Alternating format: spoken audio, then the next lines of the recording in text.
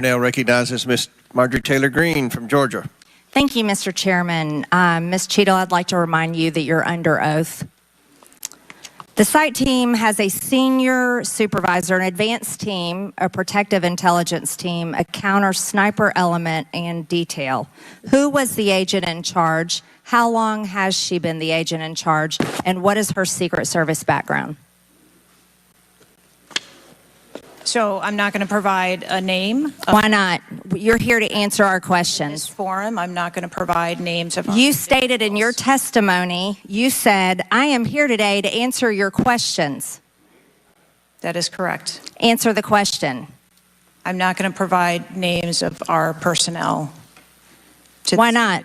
Today. The American people are demanding these answers from you today, Ms. Cheatle. I will do the best to provide you accurate information based on the facts that I have at this time. You're not answering our questions. The advance element coordinates with other intel or law enforcement partners, identifies threats and weaknesses at the sites and movements. We'd like a copy of the advance report. Have you brought it here with you today? We will comply with the request for the documentation that has been requested. When will that be, Ms. Cheatle? Because you should have brought it today. I am certain that our personnel are working on obtaining all of that documentation. I don't believe you, and neither do the people watching this hearing. You're not doing well, as Mr. Moskowitz informed you. You've been sitting here for over 3 hours, and I have you know the entire country is demanding you resign and demanding that you be fired if you do not resign. Things are not going well for you. You need to answer the questions. Was there a protective intelligence team, and what technical resources were utilized for that event, specifically drone or helicopter assets? There were a number of technical assets that were deployed for that event, and there was a protective intelligence team that was assigned to that event. Why was Crooks able to fly a drone over the entire area the day of the rally and the day of his assassination attempt? To my knowledge, he did not fly the drone over the entire area. How did he fly a drone over the area, period? Any part of the area? Again, I would have to go back and check the timeline of when that took place and when the event. Why didn't you bring the timeline with you today to answer our questions? I don't have all of the answers on the timelines based on the criminal investigation. Were you not prepared today to answer our questions?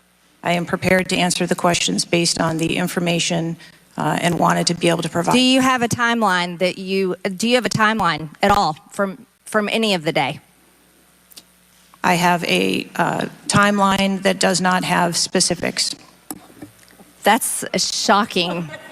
That is absolutely unacceptable. That means you are a failure at your job.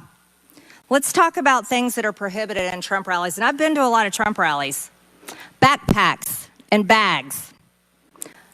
Bicycles, firearms,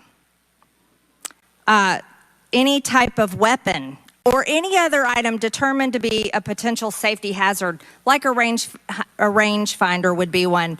At 5:10, Crooks is first observed by one of the snipers, AGR Sniper 1, at the building. 5:10, President Trump was shot in the face at 6:11 p.m. 5:28, AGR Sniper 1 takes a picture of a bicycle and 2 bags. Those belong to Crooks. 5:32, AGR Sniper 1 spots Crooks looking at his phone and using a rangefinder. 5:55, Butler ESU Command confirms receipt of photos and states they have been relayed on. 6:05 p.m., AGR Sniper 1 later communicates that Crooks is seen moving northeast in direction of Sheets and that Crooks has a backpack.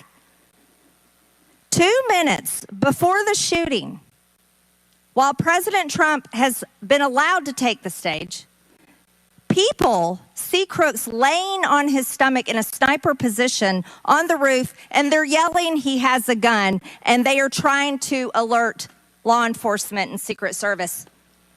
Why was Crooks not shot by the snipers?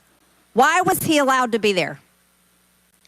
As soon as the individual was identified as a threat, they were. No. What do you consider to be a threat? A man with a gun laying in a sniper position, a man that had a backpack, a man that had a bicycle, a man that had a rangefinder. At what point is he determined a threat? An individual with a backpack is not a threat.